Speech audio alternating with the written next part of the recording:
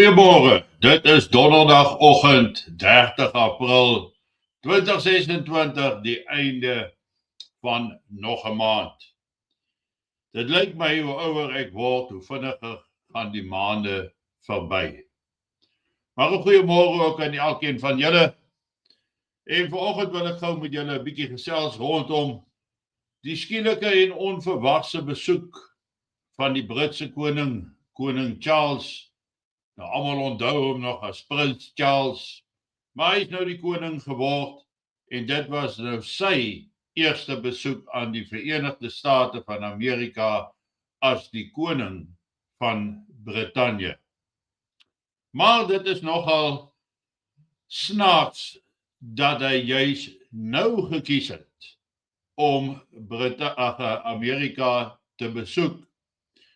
En ons sien dan dat hy 'n baie netjiese ontvangs in Amerika gekry het.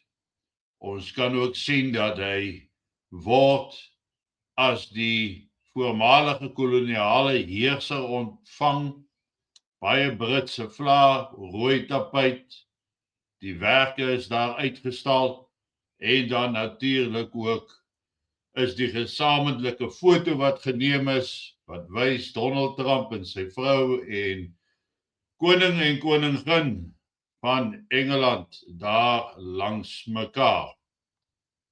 Nou het ek al 'n paar keer met julle gepraat rondom die hele dreinde swamp gedagte, die deep state wat ontbind moet word en dat dit eintlik net bereik kan word deur daardie deep state beheer, die globalistiese elites daar in Londen af te sny van die wêreld af. En dit lyk asof die paadjie wat Donald Trump gestap het, dat hy eintlik 'n groot deel daarvan reeds bereik het. Ons sien dan nou toenemend dat daar nou sogenaamde hofbevele uitgereik word, indictments, soos die Amerikaners dit noem, teenoor sekere agente van die COVID-ekspedisie en dan die Russian hoax wat daarop gemik was om van Donald Trump ontslae te raak. Dit lyk asof die inmenging in Iran ook sy gewenste uitwerking op Brittanje gehad het en dat hierdie elites, hierdie globaliste wat elke oorlog in die wêreld finansier, wat selfs die boereoorlog gefinansier het, asof daardie manne nou 'n bietjie baie bekommerd en uiters versigtig is oor wat aan die gebeur is. En dis asof hulle die kop van die adder gestuur het Amerika toe, om op een of ander wyse Amerika se goedheid en guns terug te bewerf. Ons sien dan ook dat hy 'n toespraak gemaak het daar in die Amerikaanse Kongres, maar ek het ook hier 'n stuk beeld wat ek vir julle wil wys en luister baie mooi na wat sê koning Charles van Brittanje. To bloody Revolutionary War, the triumph of the father of this country, George Washington, and his fellow founders, was to forge a democracy founded upon the rights to liberty and the rule of law. The story of Britain and America is one of reconciliation from adversaries to the closest of allies, not always perhaps following the straightest path. As you said yourself, Mr. President, during your own state visit at Windsor Castle last year, ours is an unbreakable bond of history and heritage, culture and commerce, industry and invention, and we are determined to face the future together. As jy nou mooi geluister het wat hy daar sê, hy praat van tussen Amerika en Brittanje was daar nog altyd 'n reconciliation, 'n reconciliatory houding teenoor mekaar. Met ander woorde, 'n hereniging van mag en krag. Reconciliation, beweeg nader aan mekaar. Dis wat hy eintlik bepleit. Hy sê dan daar ook dat ons was the closest, of is the closest of allies. Nie was nie, is the closest of allies. There's an unbreakable bond between the United States and Britain. An unbreakable bond. En dan moedig hy die Amerikaanse Kongres aan om Oekraïne te ondersteun. Hy verduidelik baie mooi hoe Amerika tot die Eerste en Tweede Wêreldoorlog toegetree het, die oorloë daarna in die Indochina area, Vietnam, Korea. Hy verwys na Afghanistan, hy verwys na Irak, waar Brittanje en Amerika saam getrek het in die juk. En dis nie toevallig dat Donald Trump die NAVO-lidlande uitgedaag het om te kom help in die straat van Hormuz nie. Wat dan toe heel eerste geweier was, en Trump het gesê, en J.D. Vance, die visie-president, het gesê, ons het nog altyd vermoed dat Amerika net goed genoeg is om die rekening van NAVO te dra en om vir Europa te kom help wanneer hulle probleme het, maar dat Europa en Brittanje nie tot Amerika se hulp sal kom, sou hulle dit benodig nie.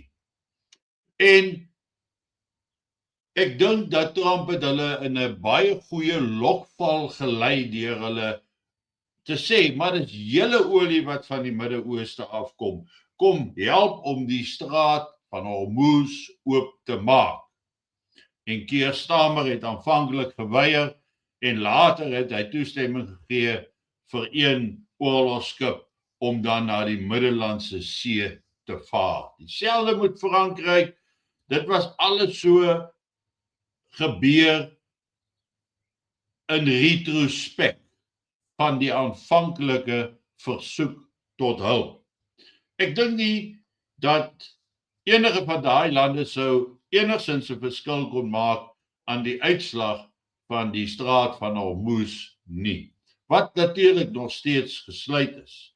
Maar die feit dat daar geen olie uitvloei nie, geen Iranese olie uitvloei nie, die Iranese oliebedryf wat absoluut gefinansier word uit Londen uit, en skielik is hulle magteloos om te sien hoe hulle miljoene inkomste besig is om te krimp en agteruit te gaan. Ek dink nie 'n mens sal ooit al hulle geld kan ontslaa van raak nie. Ek dink nie dis moontlik nie. Maar dat jy hulle ewig kan knou en op hulle plek kan sit, dit is ook so. Hoe het Putin gesê, die nageslag mag nie verslaaf wees aan westerse geld nie. Trump sê basies dieselfde.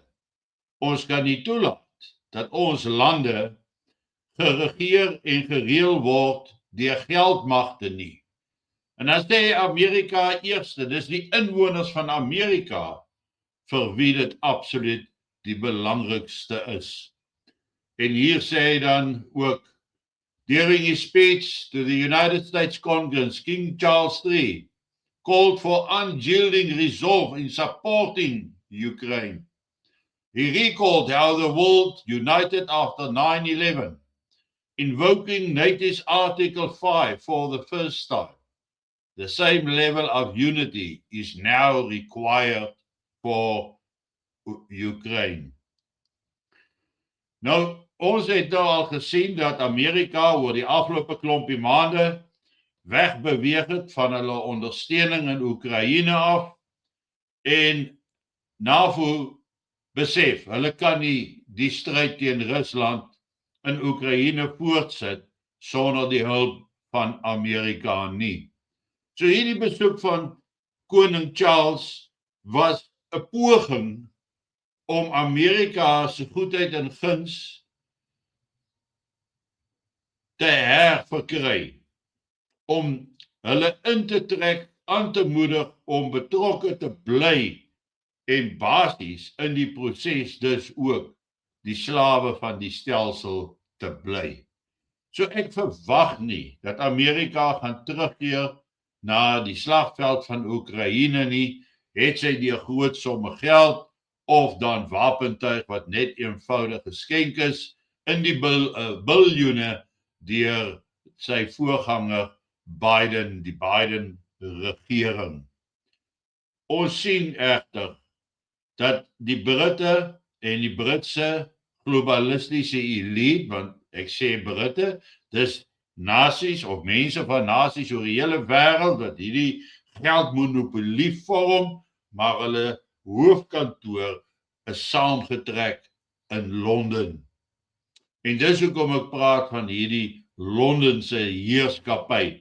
En Donald Trump is op die punt om hulle totaal geïsoleerd en afgesny te kry. En al wat oorbly nou is 'n wêreldoorlog in Europa om die gat van hierdie rykes te red.